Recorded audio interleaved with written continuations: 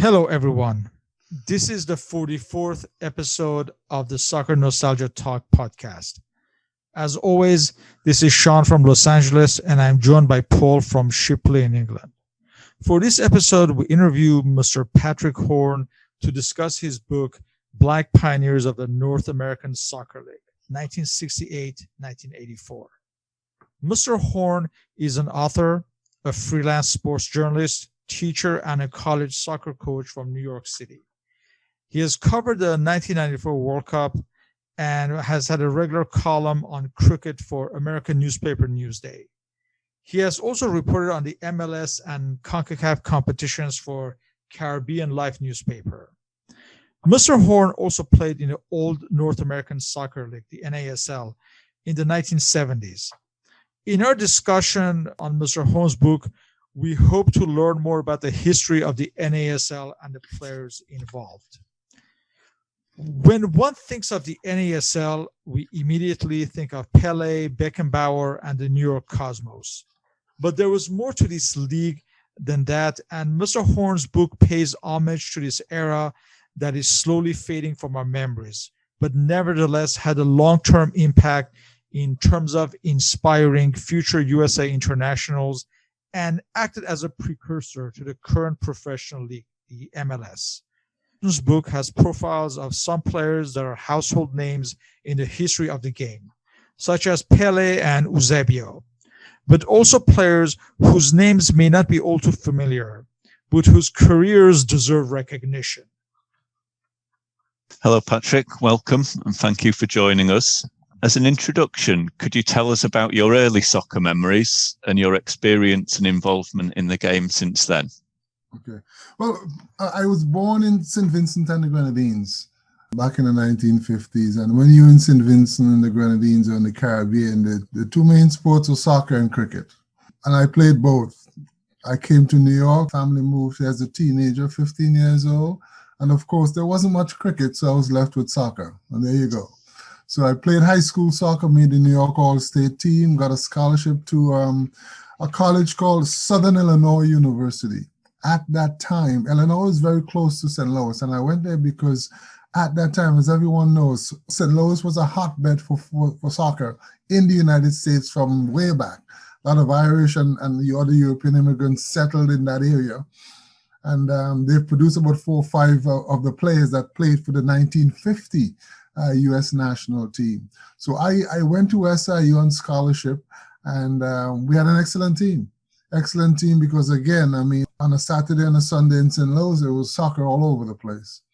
After my fourth day at college, 1975, we actually got to the NCAA Division I and National Championship game and lost to the University of San Francisco. And in those days, most of the college players were European kids who came in, who were born here, grew up here, and so on, like myself, and so forth. So we happened to have a good team here because, again, soccer was alive and well in certain places in the U.S., in St. Louis, also in New Jersey and in New York, where they had immigrant populations, and in Philadelphia, on the West Coast, in California, and in the Midwest, in Chicago. So there were pockets of soccer all over the country, played by immigrant populations, but no national league. And after college, I moved on, played there was a league called the American Soccer League, which was kind of like a second division to the North American Soccer League. I got drafted. I played with the New Jersey Americans for 1 year in 1976 when I got out of college, 76, 77. And then by 1978, I hooked on to the Memphis Rogues in the North American Soccer League. Sometimes if you didn't go directly to the NASL, you went to the ASL and then you moved on. And I had a good experience playing there. Of course, at that time in the 70s, the NASL had started in 1968. And mostly foreign players, simply because at that time, as I said, you didn't have enough American players playing in the college ranks. So to introduce the sport, it was a good idea, I think, to bring in foreign players who knew the game. And if you're going to introduce a sport to anyone or to a country, you have to show the best.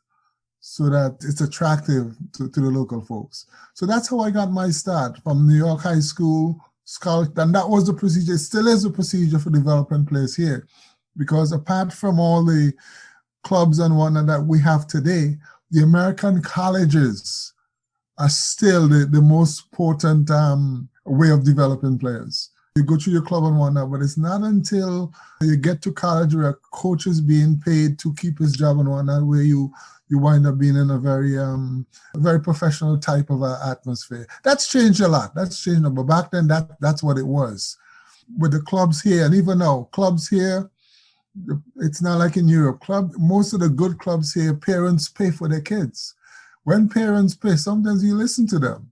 So it was more of a developing type of thing and not so much coaching to win. So the club situation really wasn't ideal. It really wasn't. So you got to college and parents can't tell a college coach what to do. And that's pretty much where at the time, and it still is now, where some of the best players that the U.S. produced came out of the college ranks. So I met the NASL, it started in 68, and I played my first, in 78, because I was still in college when thing.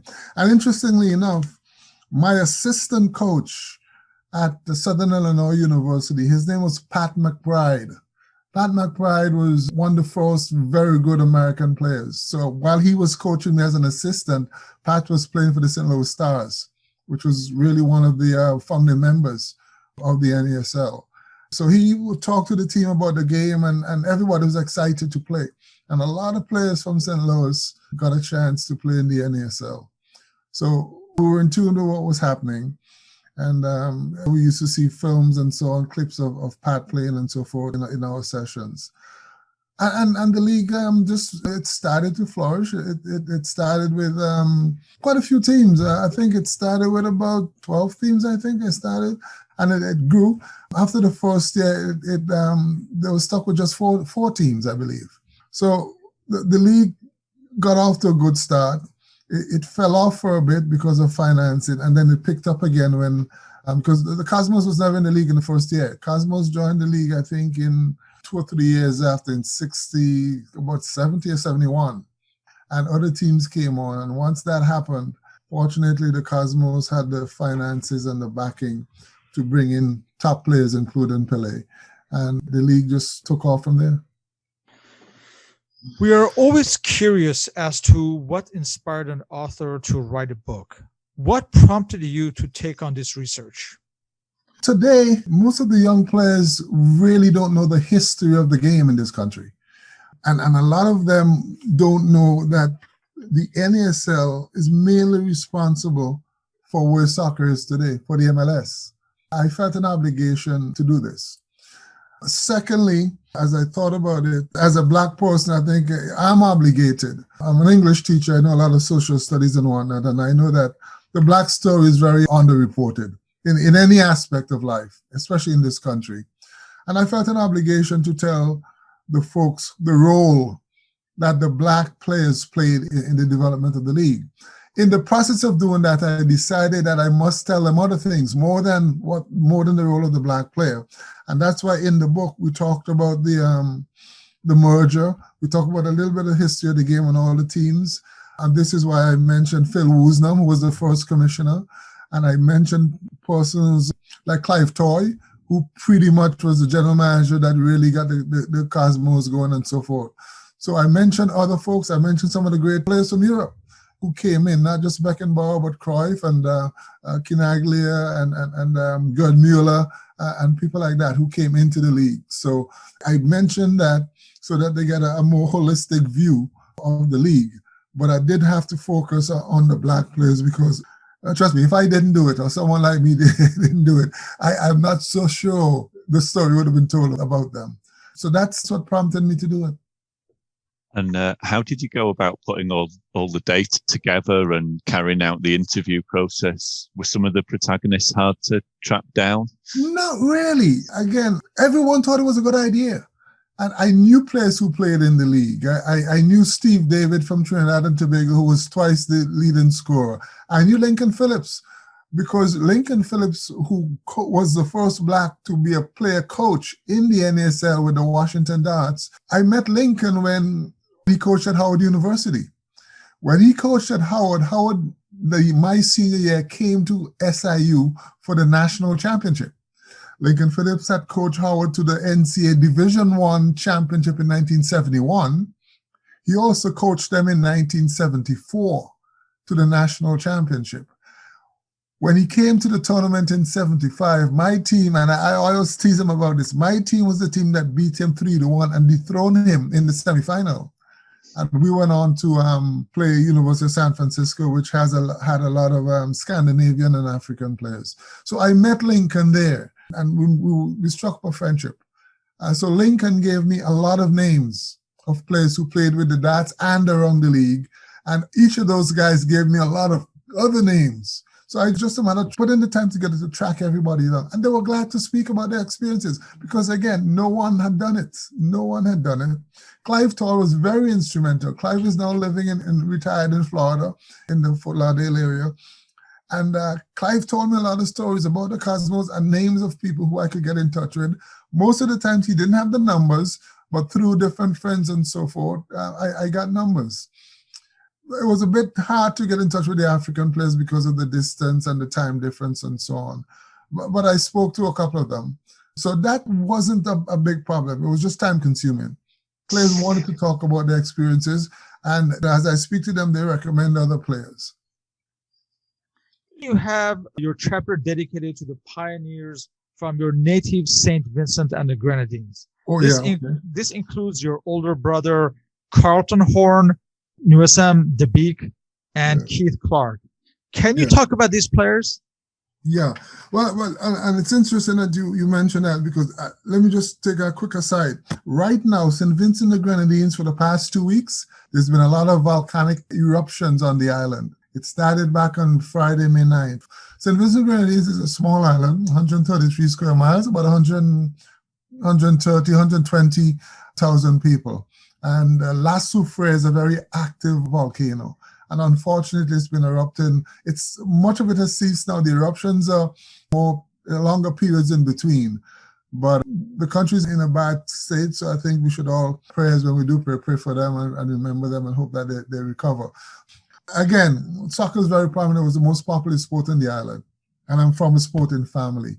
My brother Carlton was a defender back in the days, back in the 50s. He's passed on since. And he was a national player and a national coach for St. Vincent and the Grenadines, a top defender. So he's well known, very, very popular.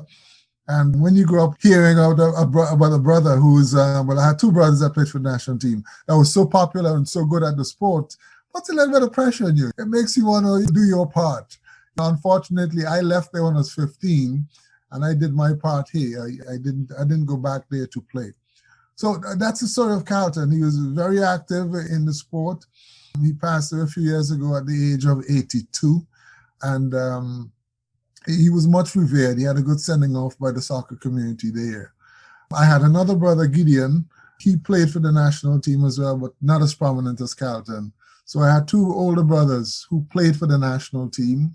I had two other brothers who were administrators. One was the general secretary and one was an assistant coach for the national team. That's much more recent.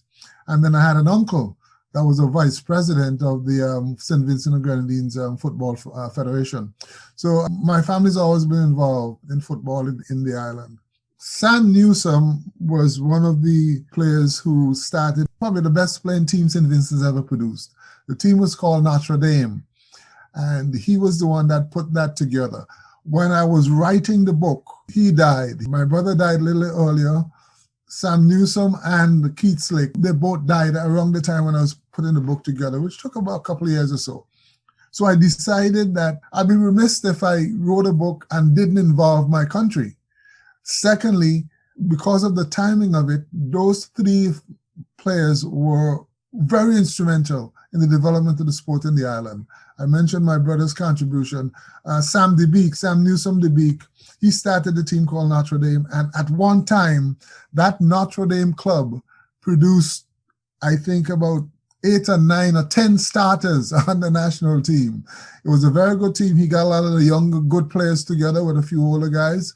And Notre Dame pretty much dominated local soccer in St. Vincent and the Grenadines from about 1962 for almost a decade to the late 60s.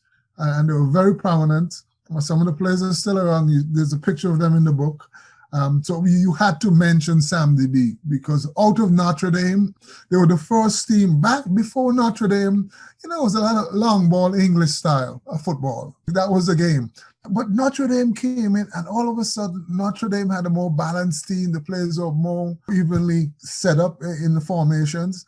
And they played the ball short and they just moved the ball. And they pretty much changed the landscape of soccer in St. Vincent. So we had to mention Notre Dame and Sam DB, who started that club. The last fella, Keith Clark, he's considered one of the best midfield players throughout the Caribbean. Because when St. Vincent and the Grenadines qualified for CFU, which is the Caribbean Football Union, the Caribbean Championship, St. Vincent had a very good team at the time. They did it in 1979 and 1981. And he was pretty much the mastermind behind in the midfield for St. Vincent and Grenadines. And each time, when at the end of each tournament, in 79 and 81, he was one of the players that made the All-Caribbean team. He had a very good touch, as I mentioned, very classic player. Like we had a player here called Carlos Valderrama from Colombia.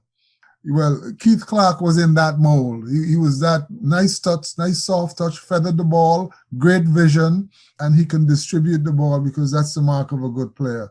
He knew where, when, and how to pass the ball. So I had to pay tribute to those three players, and it was well received and well deserved.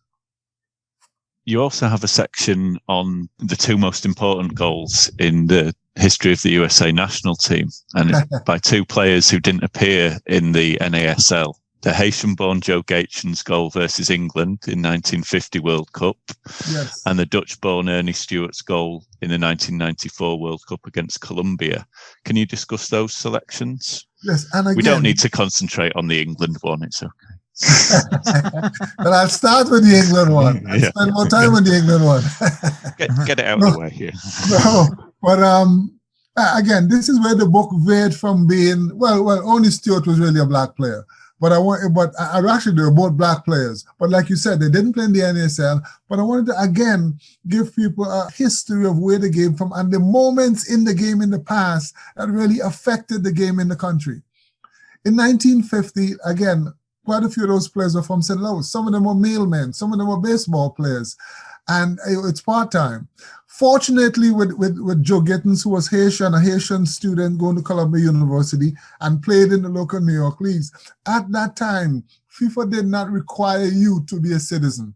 You just had to live in the country. Live, play, and work. You're living in the country. Or you're a permanent resident or student visa. He was a student and he came here to study. The Haitian government had sent him. So he was playing in the local leagues. And Walter Barr, one of the great American players, Walter Barr was playing, he was German, the German-Hungarians in Philadelphia. So he knew of Joe Gaetjens. And he drafted him into the team because he was an excellent goal scorer. So in 1950, the U.S. goes to Brazil. And they're a bunch of journeymen. They're not professionals. They work, they're school teachers, they're this and that. And they're coming up against England. And nobody thought they had a chance. No one thought they had a chance. And here they are. They're supposed to run through the U.S. Got a throw in. The ball was crossed towards the goal. And based on the reports, what Walter Ball said, Joe Gittens just flung himself at the ball, a header, and goalkeeper for England. But Williams, and he threw himself at the ball, headed the ball into the goal. England just couldn't pull it back. And because they were such underdogs, the Brazilians in Belo Horizonte went and lifted him up. They were so glad to see the upset. The Brazilians rejoiced. They lifted Gittens off the field, and it was the talk of the town. And in England, I think when the score was reported 1-0, the English didn't believe it. They said it must be a mistake. It must be 10-0. They said 1-0. So they probably maybe the dash was in the wrong place. And I think they tried to report it as 10-0 England and then had to retract. and realized that England had lost the game. It was the only game the US won and lost the rest of the games. But the fact that they won the game, they still call it the shot heard around the world. People realized that the game was being played here. They realized that they knew that the game was being played, even though it was played by foreigners. So I thought that was very important. And from then on, I think it inspired the US. I think the game grew, not organized, but the game grew. It grew in all the local leagues. In New York, we had a league called the German American League. And the league consists of different clubs from different ethnic groups throughout Europe. You had the Inter Giuliani was an Italian team. You had the Greek Americans who I played for was a Greek team. You had the Yugoslavs had a team. We had Croatia. Croatia had a team. Oh, and they had their clubs and they brought in players from Europe. And so soccer was really flourishing in New York, on the West Coast, in California, in Chicago. And in those days, eventually they started two leagues. They started on the West Coast, the American Soccer Association, and the NPSL, the National Professional Soccer League, United Soccer Association, on the West Coast. So you had two regional leagues. Ernie Stewart's situation was, again, he was the first Black player to be drafted into the U.S. national team since 40 years later. Joe Gittins was in 1950. By 1990, 40 years later, Ernie Stewart, who was the son of a Black serviceman in Holland and a Dutch mother. Before Ernie came in 1990, the U.S. lost all their games in Italy, Italia 90. 1994, Ernie's goal gets U.S. to the second round for the very first time. And since then, the U.S. had qualified for every World Cup until the last one. So Ernie's goal was also extremely important. And it was played too. I mean, I spoke to Ernie and I looked at the records and so forth. And it was a nice build-up from the left side all the way up. And it got to the midfield, a little past the midfield. There's a sudden switch at the point of attack. And here comes Tabry almost on the right side, isolated 1v1 on the player. He goes down the line, crosses the ball. Ernie Stewart hits it first time as the goalkeeper from Colombia advances, and he just clips it over him. And there you go. The U.S. wins the game. I believe that was 2-1. But very importantly, it's the first time the U.S. got to the second round. That's encouraging. And that's historic as well. So both goals are very historic, and I'd be remiss if I didn't mention those goals. The U.S. became an emerging power. And those incidents, those two events, I think, were the start of something good. Even though it took 40 years on to the 1950 World Cup, I thought it was important. And also it started a trend by bringing in foreign players. U.S. servicemen were all over Europe. They stayed back after World War II. And of course, some of them stayed there, they married, some of them just left children behind. And that helped the U.S. That started the trend. So yes, those two events, I thought people need to know about those things. Unfortunately for Joe Gittins, he was ruled by a dictator, Duvalier.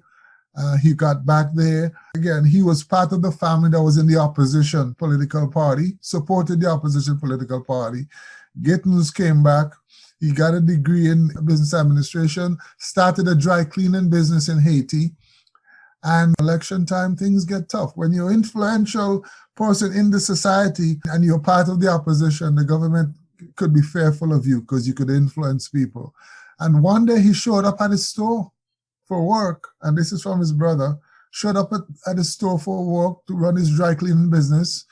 And Tuntu Makut, which was the secret police of the Haitian dictator, just grabbed him, picked him up, took him to the Dimanche jail, which was the very notorious and dangerous jail in Haiti.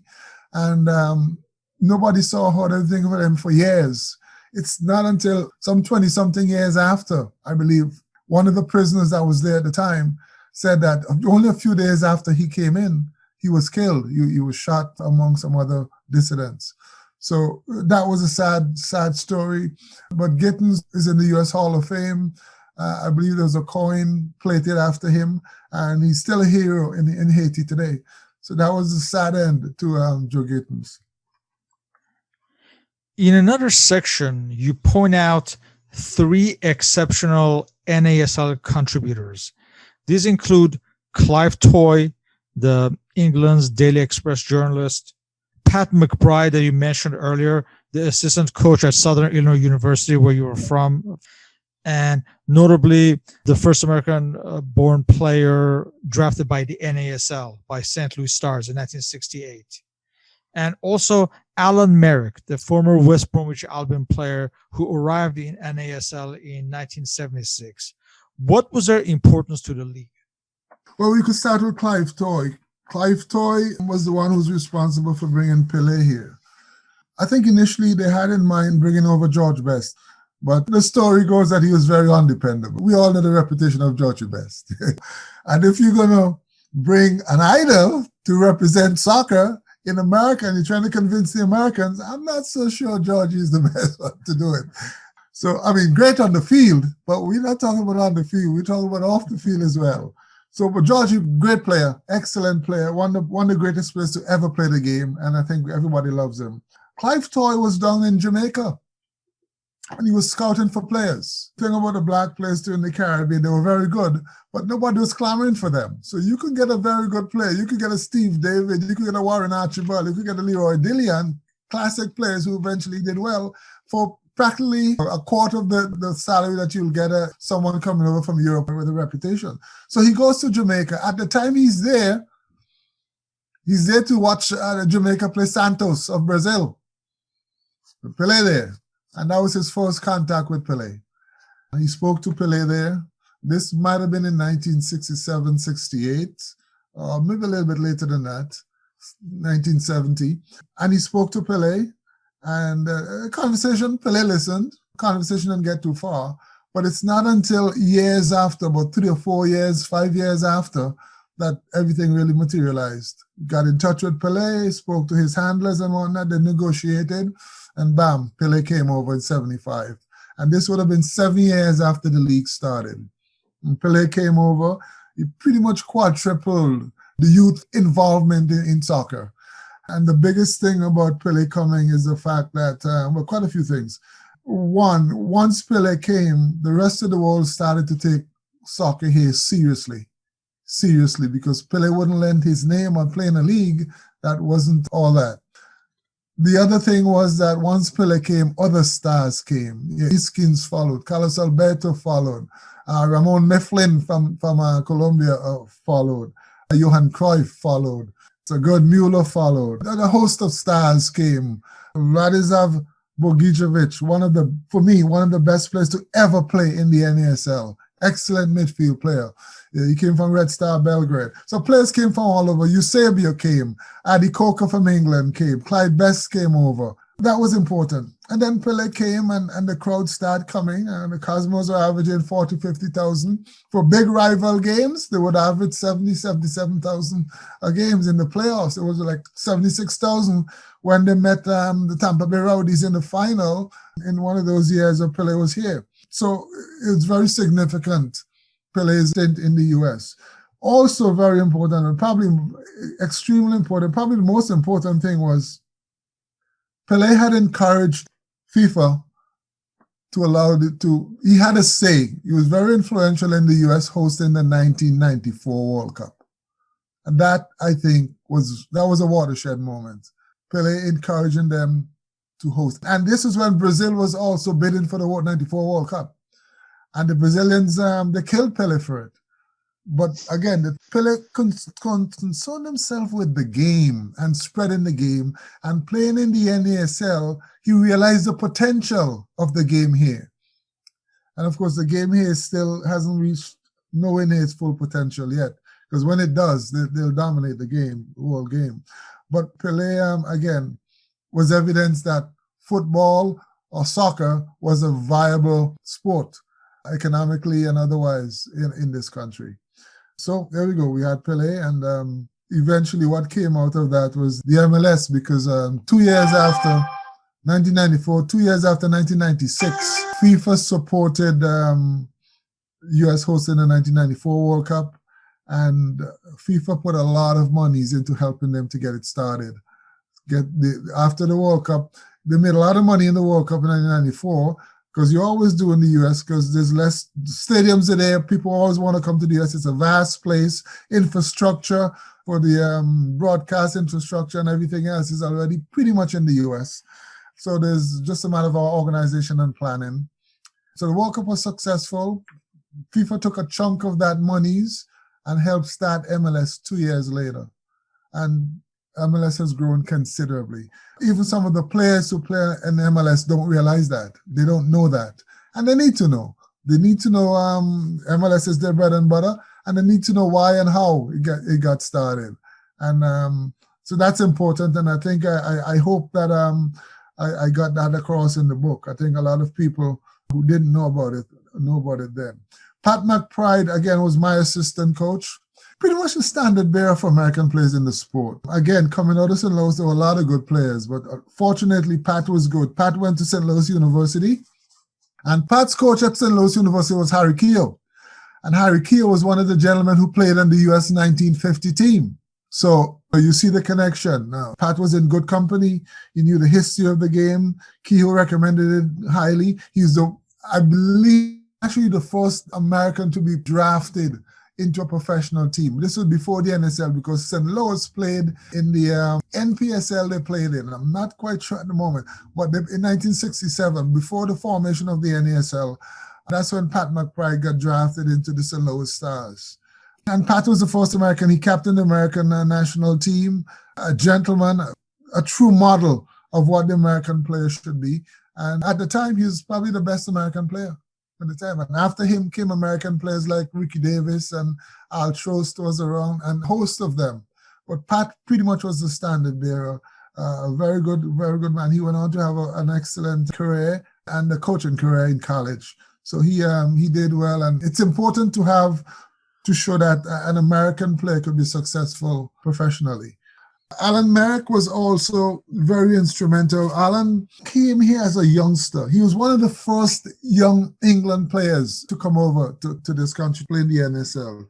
And he played with West Bromwich Albion, and that time it was the first division. And he made over almost 200 appearances, close to 150, a little bit more than that, with West Brom. So he came with a lot of experience. And Alan was also almost like an assistant coach there. He gave me a lot of information about the league. He gave me a lot of stats about the league. He had a lot of stats about the league. Much of the stats you see in the book was contributed to Alan Merrick. Alan also befriended and helped one of the great black players of the league. He was the roommate of Ace Nesselegwe. And Ace Nesselegwe was a South African who came over, played in Miami, played in Colorado, and eventually spent most of his time in Minnesota, the Minnesota Kicks with Alan Merrick. And Alan learned a lot from him. Ace was a very shy player. And because of Alan, he got him out of his shell. He was playing much better eventually. And Alan nurtured one of the great players of North American Soccer League. And Ace Nesselegwe, again, among the black players, he played the most games for them. He was an excellent player. Alan and other players have said that if South Africa had apartheid, didn't allow them to play outside of South Africa. They had to go to nearby Zimbabwe and sneak players out of South Africa and bring them over to the U.S. That's how it was done back then. Nesselegwe became one of the great players, and it was said that if he had played later on in his life, or if he had a chance to play beyond apartheid, he would have been one of the top players in the world. Alan went on to do a lot of coaching and a lot of community work in the Minnesota area. He ran a coaching school there, and he pretty much introduced a lot of young youths in Minnesota to the sport. So he did a lot of grassroots work, Alan. And today he has a company there that's involved in soccer as well. And that's important because the players didn't just play. The players had to do clinics when they came over with their contracts. They had to do clinics in high schools, youth leagues, and so forth, and educate the youngsters about the game. And that was important. That was part of their contract. But I think Alan Merrick went beyond that, and he did so much for the sport at the grassroots level. And later on, and up to today, Alan Merrick is still doing a lot for soccer in the country. So we had to definitely, and I got to know him quite well, and he told me a lot of situations in MLS that were couldn't get everything in, but were special and were significant. So those three players, again, beyond the black players' contribution, those three players, I think, for different reasons, those three men made a big impact on the growth of the game in North America. Thank you for that. Yeah, I I spoke to Ron Futcher recently, who played for the Minnesota Kicks, and Right. he said the same thing about Ace Netzelengi, that if he'd had a higher profile, he'd have been recognised as worldwide as one of the best players of his generation. He said he was a really unbelievable talent to play with. And just as you said, through circumstances, he didn't get a wider audience, didn't get to see him, which is a real shame. But that does lead us into the next discussion, the African players in the NASL. So there were quite a few. And apart from Ace Netzelengi, there were also South Africans, just to name a few, Kaiser Mo Tang, Jomo Sono. From Ghana, George Lamptey, Frank Odoi, and Wilberforce and Fum. In 1971, he scored the first hat-trick in the history of the New York Cosmos. And from Zambia, there was a pair of players, Freddie Mwila and Emmett Kapengwe. They were both Atlanta Chiefs. They were the first professional players from Zambia. And they both also had a spell at Aston Villa as well. So they were among the first African players in England at that time as well. Could you discuss the stories of some of these players? Kaiser Mo Tang, and he's an interesting story. Kaiser was the first rookie. He came over and brought over by Phil Woosnam. And again, I think some of them had to go to Zimbabwe to get out of South Africa to come here to play. Woosnam brought it over. And just a little bit about Woosnam. Woosnam, his Atlanta team was the flagship team at the time. Woosnam put together players from pretty much around the world. They were like a very cosmopolitan team, players from all over. He managed to make those players gel. Atlanta was the first NASL champion. Woosnam was the first coach of the year. And Kaiser Mo Tang was the first, and he's one of the players I've been in touch with. Kaiser Mo Tang was the first rookie of the year. And he was an excellent player and did quite a lot for the Atlanta Chiefs at the time. The biggest story about him, he's very successful here. Kaiser went back to South Africa. He used to go back and forth to South Africa during the off season. Kaiser went back to South Africa when he retired, and he took all the administrative / marketing skills that he saw in the US and took over and started the Kaiser Chiefs, his own team. Last year, they celebrated their 50th anniversary, and they have their own stadium in South Africa. They produced quite a few players for the South African national team, and he's been a success. Kaiser, he doesn't like me. He's embarrassed when I say it to him, but he's very rich. He's very rich because of soccer. Took all his marketing skills and everything they knew, and his Kaiser Chiefs were named after the Atlanta Chiefs. He took the name. So he's been very instrumental as well in the development of the game here, because again, that Atlanta team pretty much was the model for many. And this was before the Cosmos. Another player that's very good there was a defender called Willie Evans. Willie Evans was from Ghana. But everyone I spoke to, because he also coached, played for Lincoln Phillips with the Washington Darts later on. And they said this guy was probably the top defender, same as Ace and Kaiser. Well, Willie was from Ghana. But if he had more exposure beyond Ghana at the time on the world scene, he would have done very well. Willie was a top defender, class player, class person, and one of the best. Wilwa, the two Gambians, they were like twins. In their careers just paralleled each other. They came from Gambia together. They went to the Atlanta Chiefs. Atlanta Chiefs, again, at that time had very good players. Atlanta Chiefs used to beat a lot of the English clubs who came over. I think Tottenham was one of the English clubs that came over and was beaten up by Atlanta. But quite a few clubs came over, and Atlanta managed them well. And these two players were very instrumental. They're very class players. And I think Aston Villa you mentioned? One of the coaches from one of those teams saw them play that when they came over and took them back to the English League. I think the word is that the weather conditions and so forth, and it was they were in the second division, I believe. That's right, at the time, But yeah. At the time, I guess the hope was that these two players would help them get promotions. I believe they didn't get promoted. The weather was a situation as well, and they both came back, I think, after one season, finished their careers in Atlanta, and they both left Atlanta at the same time, went back to Gambia. One is still alive and one passed on. So that's one thing they didn't do together. But I think Freddie Wilbur is the one that had passed on. I think he passed from a heart attack. The Atlanta Chiefs also had a very good Jamaican player called Alan Skill Cole. He played 1 year. He was one of the youngest players to play in the league. He eventually became Bob Marley's manager because he was an idol in Jamaica, Alan Cole. Bob Marley loved soccer, and they would hang out together. And Bob Marley had this big yard, and Alan Cole and Bob Marley and his friends would play little pickup games. So he became not only famous for being Jamaica's top player at the time, but he eventually was friends with Bob Marley and managed him well. And you also had Everett Cummings. He was one of the black players featured in the book. And he also had a stint with Atlanta and also with the New York Cosmos. The Atlanta Chiefs really was the flagship team at the time. And of course, Phil Woosnam, who was also a West Ham player, and West Ham is the team I support in England up to today. He did an excellent job of managing the team. They traveled throughout the Atlanta area, did clinics, taught the game, and showed how beautiful the game was. And I think, again, those moments were crucial. Those moments are crucial in development of the NASL and eventually the game in the US. You have a section on Caribbean players. These include from Trinidad and Tobago, the likes of Lincoln Phillips, Steve David, and from Jamaica, you have the Welsh twins, Art and Asher. Can you describe their significance to NASL history?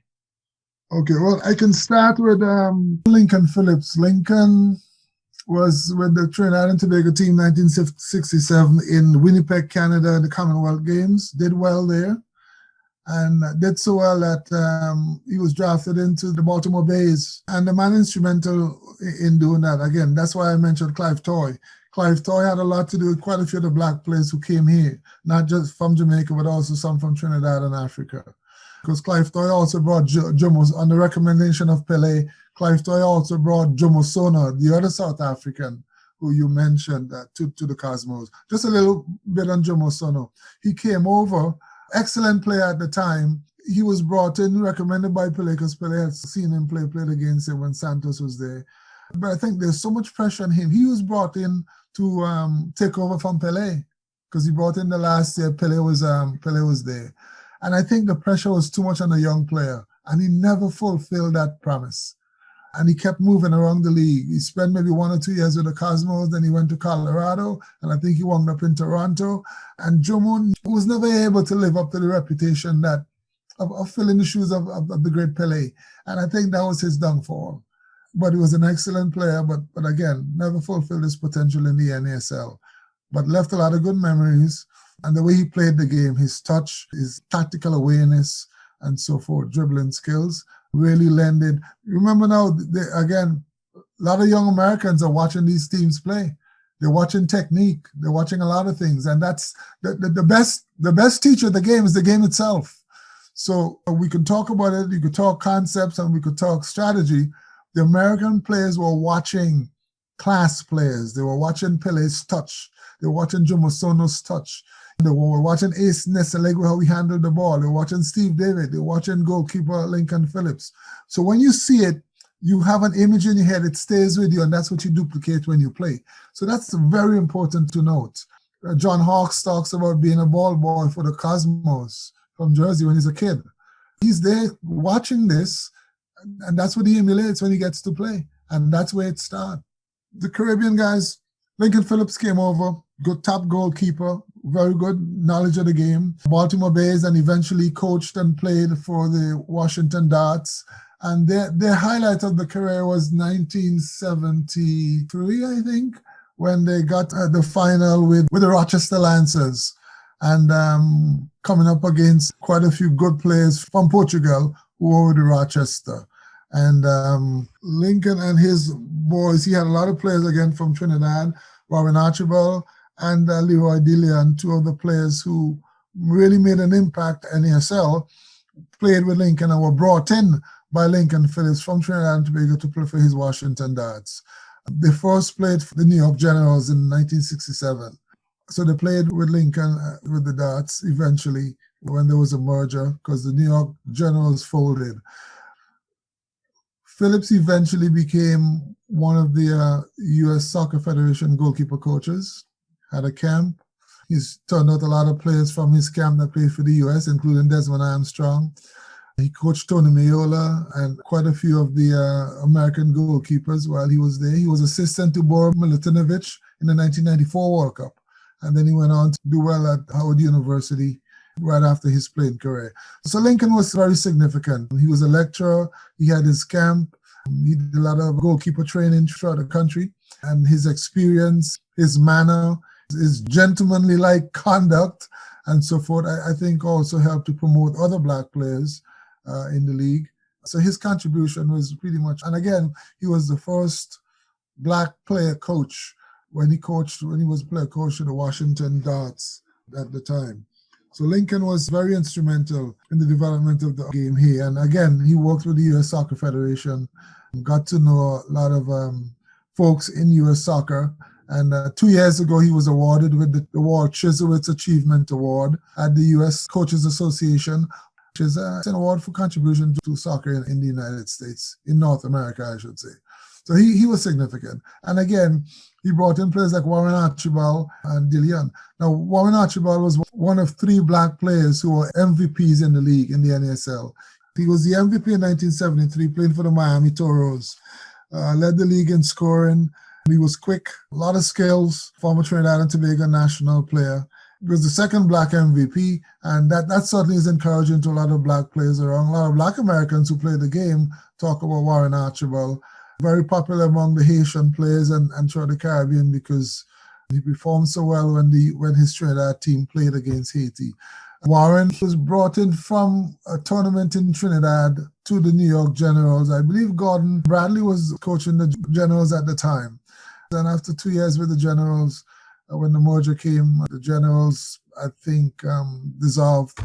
So he was very instrumental and the top player. He scored a hat-trick when the Santos with Pelé came and played against the Generals in 1967 in an exhibition game in the old Yankee Stadium. So he made an impact. He made commercials as well to promote the game here and did a lot of clinics and so forth and helped to promote the sport. Another player that was very good was Leroy De Leon, who was with the New York Generals, eventually wound up with the Washington Darts, also played with San Jose Earthquakes. But De Leon was, again, an excellent midfield player and forward, played quite a few years in the NASL. He was one of the players in the league, and he played from 74 to 77 with the Diplomats. 1970, he played with the Generals. He played with Miami as well, and San Jose and the Sounders. Interesting, he did a lot of coaching in the Arizona area towards the end of his career.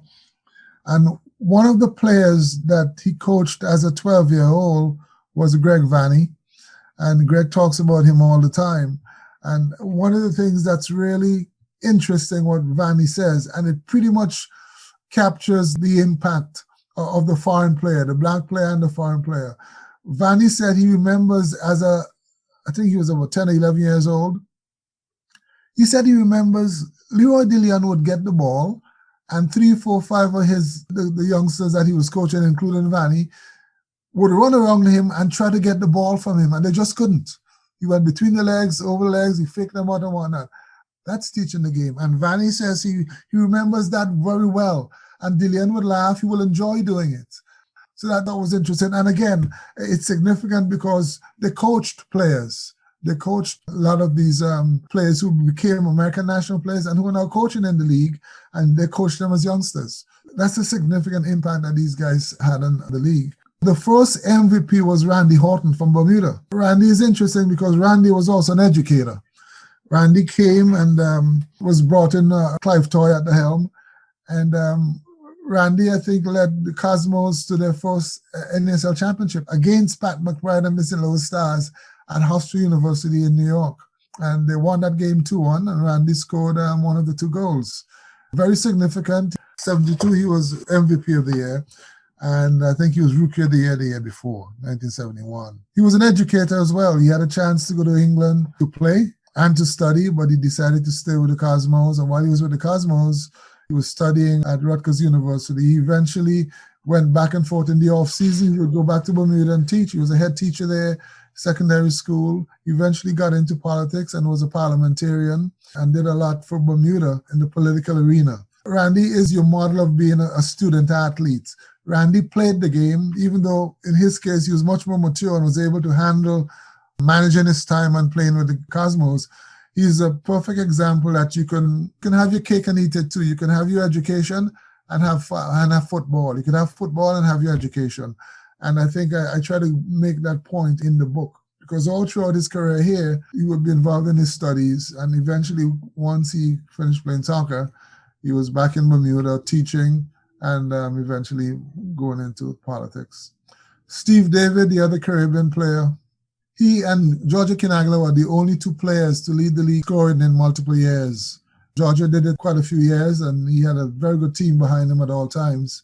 Steve David did it twice, and Steve eventually, again, made an impact. He played with all the top players in the league, played against Beckenbauer, played alongside Georgie Best. I believe when he was in LA, he played for the famous coach, Rinus Michels, the Dutch coach.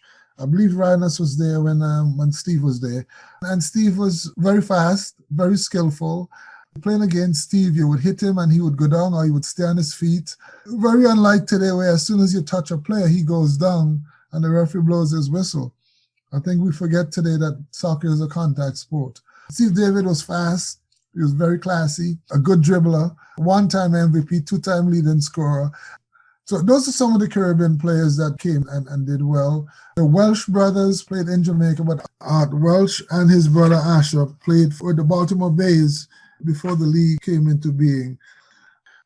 From England, you had Clyde Best. Clyde came from West Ham, played in Holland for a year, but Clyde was known in England for being one of the first black players to play in the first division.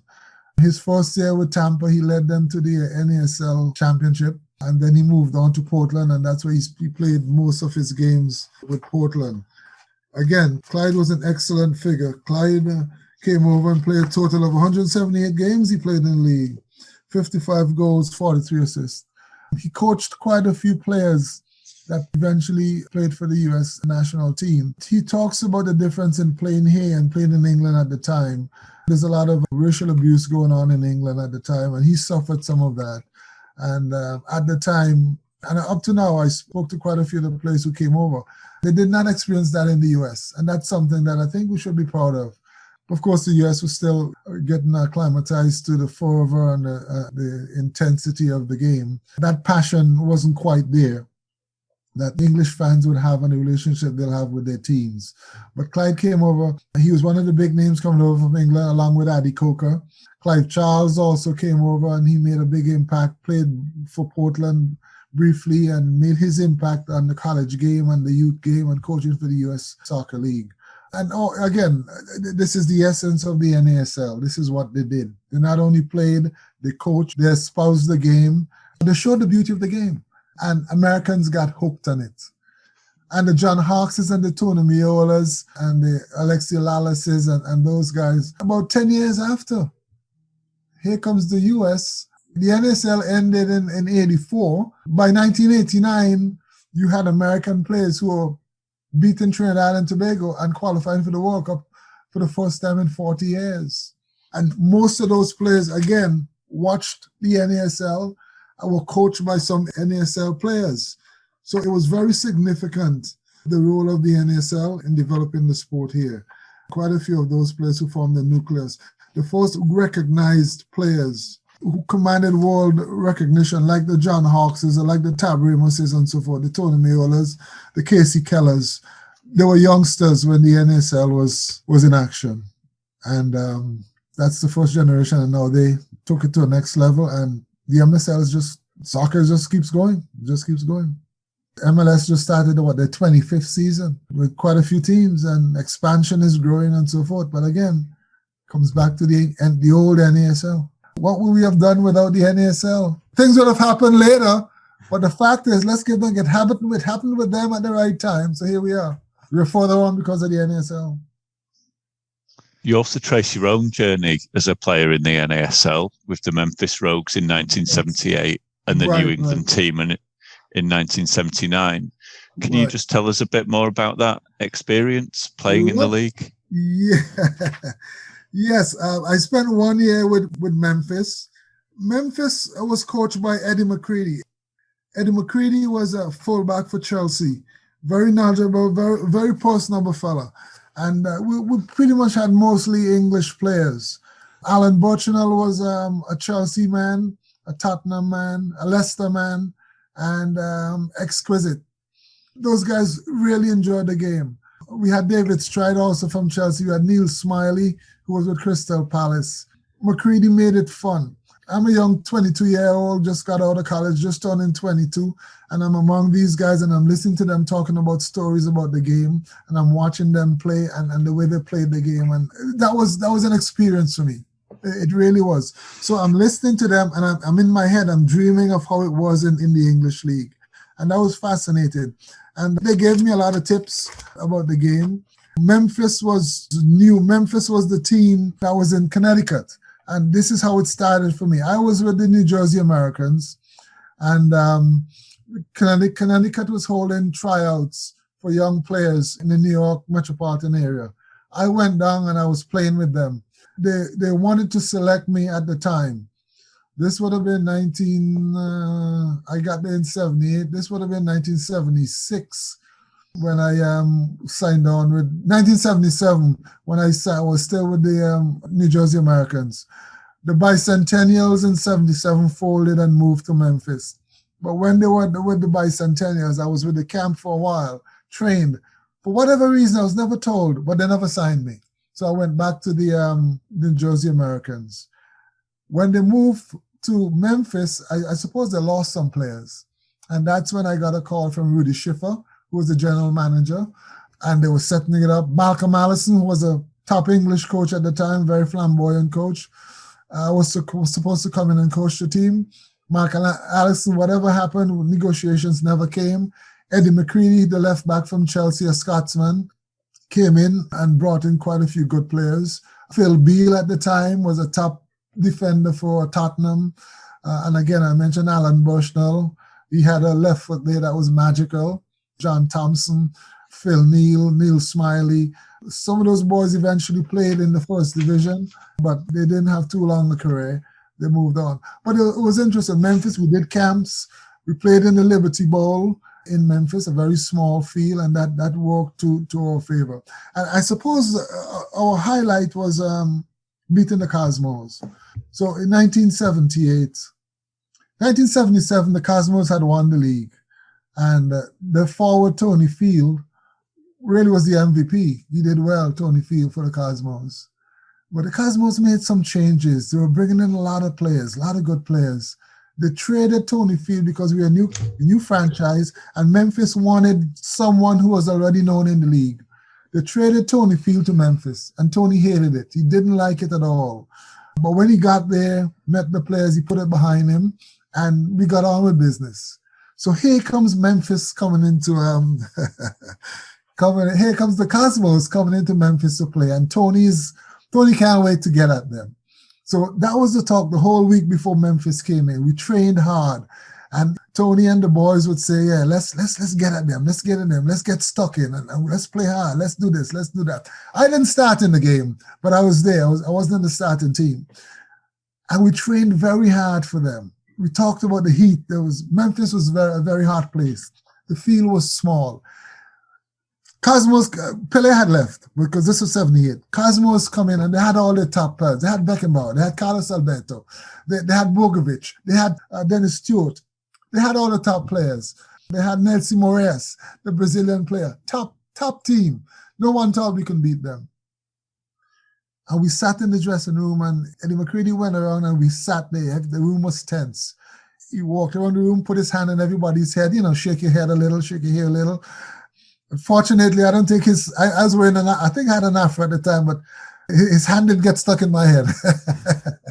But anyway, Eddie went around and we talked and we sat there. We came out, we lined up in the tunnel, and Tony Field wouldn't stop kicking the ball against the wall. He was just ready to go. And we got out there and we taught the Cosmos a lesson. We played and we played and we played. They had no room to play. The field was small. We shut down space. They couldn't move. Bogey couldn't do his thing. It got so frustrated, Carlos Alberto kicked someone and got a red card in the game. And we just went on. You know who scored the goal? 1-0 win? Tony Field. Tony T scored a goal. It was poetic justice. That was the highlight of our career. We had not won a game up until that point. After that point, we went on to win. We beat Dallas, and we went on to win over 4, 5, 6 more games, and that was it. But that momentum just carried us into the other game. And it shows the intensity and the how much the game is so very mental. No one thought that this upstart expansion team would beat the Cosmos, but we did. And believe me, I don't think it would have made much of a difference if Pelé had played. Everybody got stuck in. Everybody. We had Tony Bones from Crystal Palace in goal. And John Husker was also in goal. Bobby Thompson, David Stride, Neil Smiley. We had a young player there, a forward called Jimmy Husbands. Just knew how to move. It was like God Mueller. Just knew how to move around the box. He didn't need to stop it. He didn't need to set it up to score. But Tony was on the wing, and Tony worked so hard, and he got that goal. And we just went on from there. And it was a memorable moment. I'll never forget that moment in the game. There was a lot of changes in the team. I only spent 1 year there, spent a little time with the New England team in, not long. But Memphis went on to play 1 more year there, or maybe 2 more years, changed owners and went up to Canada somewhere, I think somewhere I believe in the Vancouver area. And after 1 or 2 years there, the franchise just folded, but it was a good time. Memphis was owned by a big furniture maker down in Florida. Very good manager, always came to the team's games. But I traveled with the team. I get to see Rodney Marsh play in Tampa. We went up to Portland, and everybody's talking about how big Clyde Best is. Now, I'm a forward. I'm big and tall, and I'm fit, and I'm strong, and I'm good in the air. And for some reason at that time, we were in the dressing room, and I don't know why Eddie didn't figure it out before, but they couldn't figure out who was supposed to mark Clyde, because Clyde was big. He was a bull. And we were sitting there. I think John Thompson might have been hurt. We were sitting in the dressing room, and all of a sudden, they were talking about marking Clyde Best. And Eddie Mccray says, I think you wanted him, my friend. I said, well, I wasn't sure. I said, are you sure? I was nervous as hell. And I was actually assigned to mark Clyde. We lost the game, but Clyde didn't score. So it was a victory for me. They all gave me advice. Butch came over and supported me and so forth. I did well. And that was one of the games that I started. At the time, they didn't trust too many Americans to be forwards or midfielders. I was a forward in college all my life and played the game all my life. And as soon as I got to Memphis, even in New Jersey, I played forward. Got to Memphis, I was being trained as a fullback. Also, I remember playing against, in Philadelphia, Peter Osgood. Peter Osgood was excellent center forward, big, tall, strong in the air, played for England, played for Chelsea. And I had to mark, because I was one of the biggest guys on the team, and I had to mark Peter Osgood. Those are my Memphis memories. When the big guys, they would put me to mark the big center backs. I would mark him and stay with him, and Thompson would just cover me. So if I tangle with him, Thompson gets the second ball, he picks up the scraps, and he cleans up. And that was the strategy. But those are memorable times. At 22 years old, playing in the ASL is not quite the same. You live at home and you drive to the field and you practice and you go home. When I got to Memphis, I was actually there. I was given a car, given an apartment. I was rooming with David Stride, who was a young Chelsea fullback coming up at the time. Because what they would do to us, a lot of the younger players from the academy teams in England would come over and play as well. Along with so it was 2 things. It wasn't the top players. It was the academy boys and the guys who were on their way out. That's who would come over. I had the privilege to live with David Stride, and he would tell me all these stories about the English First Division. There was no Premiership then, the English First Division. So, I'm engrossed, and I have a lot of, I used to watch Star Soccer, so they showed you highlights of the English game. So you knew basically what was happening over there, and these stories they would tell you were amazing, different little things, and I really thoroughly enjoyed it. And as I said in my book, I wouldn't give up those couple of years I spent in the NASL for anything at all, because there were moments that really helped me to develop, got me out of my shell, met a lot of people, and really helped me develop as a person. It was an excellent thing. You saw how much fun you could be as a professional player, and they had fun. When it came to practice, they practiced hard and they also played hard. I had a lot of good memories being with those guys. At some point, the NASL was dismissed, especially in Europe, as it came to be regarded, perhaps unjustly, as the league where foreign veterans went to wind down their career. And there was also this showbiz aspect, especially with the Cosmos. What are your thoughts on how that came to be? I don't think we had a choice. I mean, if you look at it now, in hindsight, it was successful. You can't get the top players to come here because, again, it's a growing league. Why would you send your top striker who's a national player who you spend a lot of? Yeah. So that's understandable. But the thing is, I think they overplay the fact that these players who came over at the end of the career weren't good. They were excellent players. They were good players. Sam Allardyce played over here. Alan Ball played over here. They may not run as hard, but you're looking at technique and you're looking at knowledge of the game. You're looking at the tactics, how the game is played. So to say that they were past their prime and that was bad for the league, not so at all. Not so at all. And again, you had the younger players from the academy who are just looking to make the first teams there, who are coming here to prove themselves. David Stride and Neil Smiley were two of the guys who did that. But the guys who came over, the funny thing is, it depends on what you're looking for too, because they probably are the better teachers of the game. They're in the prime. They've just passed the prime of the career. They're mature. They have the experience, and they play the game with more tactical knowledge, with more mental knowledge. It's a more cerebral game for them, and that's really what we want to learn: the cerebral part of the game. The other stuff will come: the speed, the skill, the technical ability that you do every day in the game. But we need to see how you move. We need to see where the passes are going, when the passes are going. We need to see how you stay compact. We need to see those things. At that time, too many American coaches weren't teaching that. You're switching the point of attack. You're staying compact. Your transition game, transition to defense, transition to offense. Those things were quite taught here, even in the colleges. You played and the coaches would stop you, blah, blah, blah. So I thought we benefited probably more from those guys. And it was understood that, yes, they weren't in the prime of their careers, but we didn't bring them over here. We brought them to teach the game, and you learn from experience. We didn't bring them here to take the ball from the 18 and dribble to the next 18 and score. We didn't bring them here to juggle or to keep it on your head and go past. But that's not what we brought them for. We brought them to show the beauty of the game, the technique, and the tactical and cerebral part of the game. And it worked. It worked because look where we are today.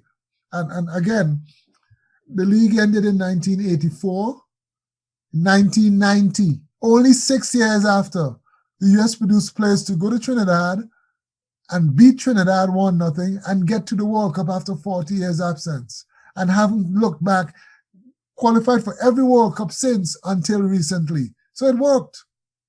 It worked. In terms of the Cosmos, we started promoting the game here at that time. And the Cosmos had the means to do it. The Cosmos was owned by Warner Communications. And thankfully, the Ortigan brothers, who were two Turkish fellas who were very familiar with football, with soccer, coming from Turkey, had the means to do it because one of their subsidiaries was CBS Records, making a lot of money. And Warner Communications had whatever, TV stations, satellites, production companies doing anything. So they had the mechanism to help fund the team, bring the stars over, and then sponsor the team to go to Europe in the off season to play games, to attract other players to come over. And they had the publicity mechanism, and they're in the most cosmopolitan, the most media conscious, the media mecca of the world in New York. So why not? Why not? And that's exactly what they did. Again, the Ortigan brothers saw the league developing from 1968, 69, 70. By 1971, they realized maybe this thing can work. And they love soccer. They knew soccer. And that's how it got started. And rightly so, the Cosmos were in a good position. And again, that worked as well. The only downfall, and I mentioned it in my book, was, and it's ironic that the Cosmos helped to promote the league and helped to play a major part in developing the sport here. But the other teams, didn't have the wherewithal financially to do this, but they wanted to keep up with the Cosmos. Every team wanted to bring in one or two top stars like the Cosmos did. Washington, D.C. and L.A. had Johann Cruyff, and then you had Goldmuller, and you had Nene Kubias down in Fort Lauderdale. You had the top players coming in, but most of those markets could not maintain the money that was spending, not just to upgrade their team, to do a lot of things that the Cosmos were doing. And eventually the bottom fell out. But it probably fell out at the right time. It fell out after 17 years, almost 17 years of the league. It worked. I think it worked. People may criticize it then. I don't think they'll criticize it now.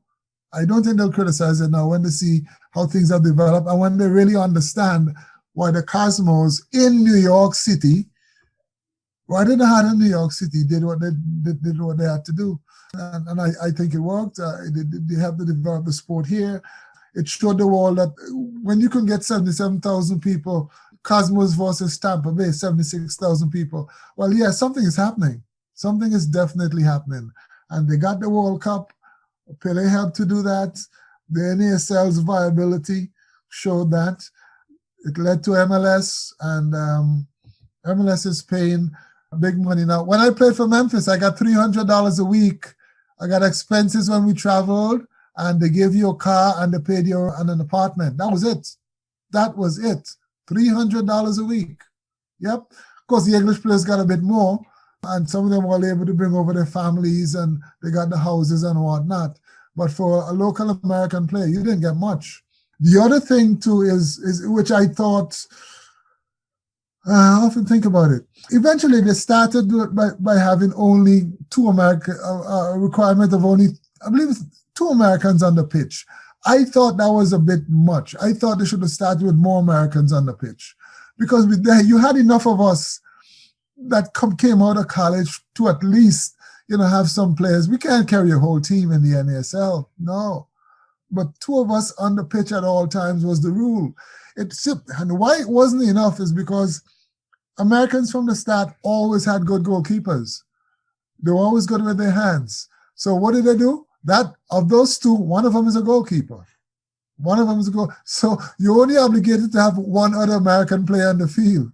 And the proof that there were more American players that should have played, the Philadelphia Atoms was coached by Al Miller as an expansion team. Al Miller won the league with pretty much mostly American players. A lot of guys coming out of SIU, my school, and St. Louis and other teams. So it showed that there were enough Americans around to put at least 3 or 4 on the field at all times. That would have brought the development a little bit quicker. But there's always a downside. You can't complain. They did the best they can. They wanted to make the game attractive. They felt they want 4 Americans on the field with only, 6 Englishmen or 6 foreigners. Probably wasn't enough to show the class of the game. And that's probably how they felt, I'm sure. So they brought it on, and then it became 3 players, and then the reverse took place. So today, it's Americans, but you have a quota on the foreign players that you bring in, and I think that reveals the progress of the league. It's only our 25th. MLS is only 25 years old, but you had the English League that started in 18-something, well over 100 years, and all those leagues in Europe are over 100 years old. And I don't think they progressed as fast as the MLS did. Of course, in these times, you had the technology and whatnot to do a lot of things. But basically, 25 years into the English League, I don't think they were doing the things that MLS is doing 25 years in. I really don't think so. Or the leagues in Germany or wherever. So, relatively speaking, and in hindsight, the NSL worked. It really gave soccer a quicker start. Eventually, what have happened? Gave a quicker start at the right time for for soccer in this country. So the old boys, they brought their experience.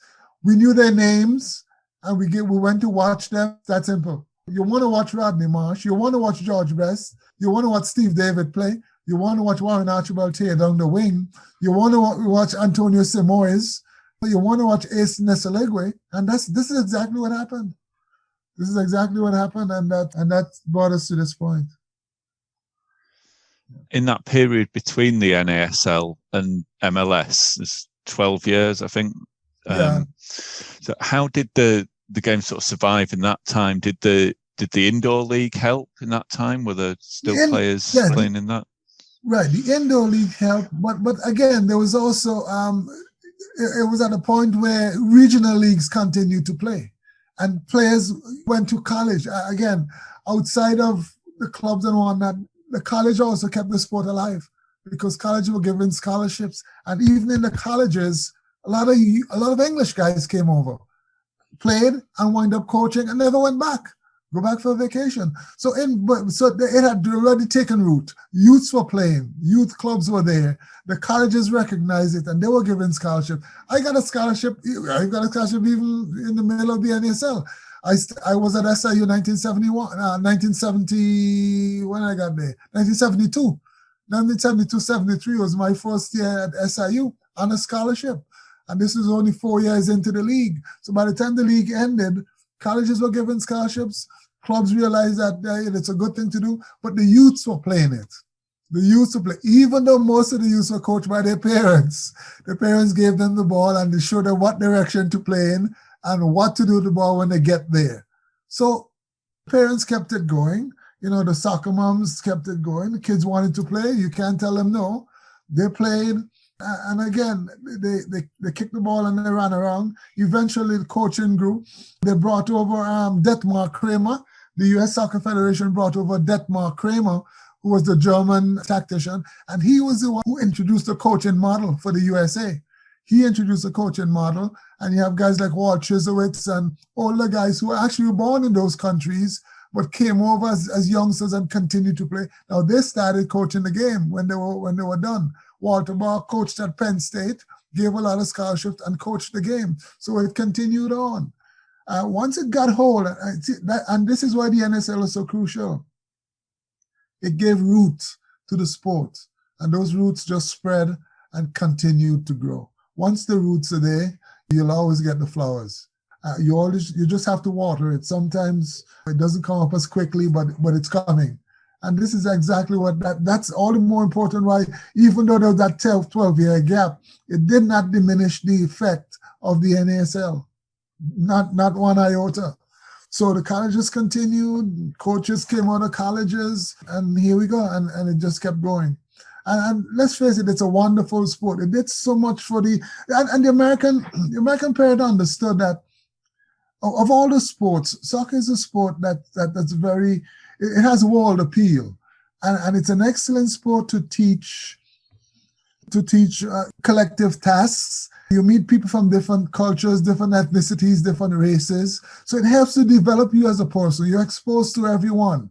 Before that, you had a lot of Americans hadn't even left this country. But if you're on a team and you're touring, and SIU, we went to Holland in 1975. In 1975, Holland was celebrating its 700 years as a nation. And we went over there and we played in a big tournament there. We and some other American schools and other clubs. And that's where I went to the Olympic Stadium in Amsterdam. And for the first time, I saw Johann Cruyff play live. It was only 2 or 3 years after he had left Ajax and transferred to Barcelona. And this was his first time coming back to Amsterdam to play with Barcelona. I saw him play. He scored the only goal for Barcelona, but Ajax beat them. It was my first European game in person, and I really treasured that moment. And that was 1975. So colleges were going places and doing things, and at SIU, all of us, we aspired to become professionals. Tim Twellman became a professional. If you know, his son is the broadcaster on some of the American games, and I think ESPN on Fox Sports. Taylor Twellman, right? Taylor's father, Tim, and I were roommates at SIU. So Tim played, Greg Makowski played in the league, John Stremler played in the league. Quite a few of the boys played in the league. Greg Villa played in the league. Some of them played for the U.S. team. All of those guys came out of my SIU team at Southern Law University. And we all sat there and we watched Cruyff play. So the game thrived here, and the colleges took it up, and up to today, I think the colleges are the main developers of the game. What is this? I'm sure they had a draft back in January, and all the draft picks and one, and all those guys came out, Hawks and all those guys came out of colleges. In closing, are you currently thinking of writing another book? Yes, I have to update it because, again, I was getting so many recommendations from guys that were in the book and that were being interviewed, that I interviewed. They told me about this person and that person. I just, if I had kept going with all the recommendations and trying to find the guys to interview them and to get the pick, I don't know if the book would ever be published. I had to stop somewhere and get it done. But I'm hoping to write an update with update the information that's in there now and add some new information to it with a different look to it. And yes, I intend to update it and have a second edition because I think it's worth it. There's still too many players that are still not known, and there's situations and so forth that I think I need to address, and I may add some dimension to it. Maybe I may stress more of the importance of the NASL, and this time around I may have a section with the players commenting on the league, how the game has progressed in this country. So I think those things, those guys are still around. A lot of them are still around. So yes, I am. I'm thinking about it with maybe slightly different approach. Your book covers so many careers, and it's well worth a read for anyone interested in the history of the game here, and also some of the lesser known names who nevertheless. And we need to let's show them the cover of the book. if you don't mind me showing them. I don't know if you can see this. Did you see all of it? Lift it up higher. Perfect. Yeah, that's right. It's an interesting book. Again, they can get it on Amazon.com and BarnesandNoble.com and Google Play and iTunes. They can download on their platforms. And again, it's an interesting book. It'll be a little bit more interesting when I write the second book. But it's if you love the game, and again, this is what we did here today. Just touched on a little bit of what's in the book. I'm trying to think of anything else that I can mention before we go, but the book is I think history is important. History is very important, and I think to know, and I think the MLS has benefit from it. I think to know where you were going, you have to know where you came from. The last thing I might say is the mistakes that NASL made were not repeated in MLS. That's very important. We didn't have a salary cap or the way they set up the contracts now with the league owning it in NASL. There's a cap now. So we're not overspending and we're not going to run into the same financial problems that the NASL had. So I think that's very, very important, how it was set up. And that's what happened with the NASL. There's no salary cap. Owners came in, some of them had a lot of money, and they would just spend and bring in players and do this and try to keep up with the Cosmos. And I think that mistake, by the way it's financially set up with the MLS, was not repeated. And that's very, I think, very, very important. And there may be some other things as well. So so many ways, it's always good to know what happened before. So when you move on more intelligently. You move on in a more effective and a more substantial way. And I think that's apart from everything else. I mean, that was important. That's important. Now, I know they're adding franchises. I hope they don't add the MLS, that is. They're adding franchises. I hope they don't add them too quickly. And I hope they examine the financial backing of some of these teams, because it's negative anytime a team has to fold. Very negative, and that's not good. I know Austin is our latest project. Inter Miami is in the second year, but I noticed they're using a lot of the American players, a lot of CONCACAF players from the Hispanic community and so on. And for the most part, they don't command the kind of money that some of the top stars did in the NASL and were paid. So that's important to note. With that, we would like to thank you, Mr. Horne, for your participation in this interview. As always, feel free to leave questions and comments. For any questions and comments, you may contact me on my blog or on Facebook under Soccer Nostalgia. On Twitter, I'm at SP1873. Mr. Paul Whittle can be contacted on his blog, The 1888 Letter, and on Twitter, he's at 1888 Letter. You may also follow the podcast on Spotify under Soccer Nostalgia Talk Podcast. Mr. Horne can be contacted via email, patrickhorne8878@gmail.com. And there's also a link to Amazon for your book. And again, all this information is listed on the Spotify and also the blog uploads. And there's a second email to PTRC. PTRC, you got? Right, 8878@AOL.com. I have an AOL account as well. Oh, okay. Yes. So we'll add that as well. And to Paul, I must mention Paul, the English had the biggest influence on the game here. So you can take heart in that. It was the English game. The English players, mostly English coaches at that time, came over. And for good reason. The language was easy. Thanks to the English. That's good to know. I think a lot of those players really enjoyed playing there as well. And a lot of them have stayed as well. A lot of them stayed. One of the guys who stayed, and you must have read the story in the book with Mark Lindsay. Mark Lindsay played for somewhere in England. He was in South Africa playing. Someone said to him, "Paul, why don't you just come over for the summer? Come to Tampa Bay. I mean, you'd love it, man. It's nice and green, the beach, the sun. Come spend the season with us before you go back to England." And guess what? Paul never went back. He stayed. Never went back. He has a family here. His kids were born here. They were adults. And and the good thing about doing the book too is when you get to speaking with these guys, it's not just an interview anymore. They just rattle off, and it was just so glad for somebody to talk to them about their experience. And he came here. He brought his girlfriend over. He said, he didn't want to go back to the muddy fields and the cold swamps of England. He enjoyed the lush green of Tampa, taking his kids to the beach, sun all year round. Who wants to go back to England with all that mucky weather? And Paul stayed, brought his girlfriend over. They got married here. This was he played for Tampa. He and Clyde Best became very close friends because at the time Clyde came over and what's his name? Mark Lindsay came over around the same time. So both of them were two of the English guys there. Rodney Marsh was there too, and quite a few of Derek Smithers from South Africa. So he came over, never went back. And he's there right now, having fun. Don't mention England to him. But he watches the Premiership every Saturday morning.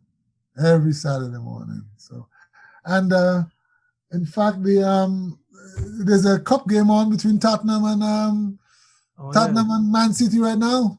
Oh yeah, the League Cup final. Yes. League Cup final. That's right.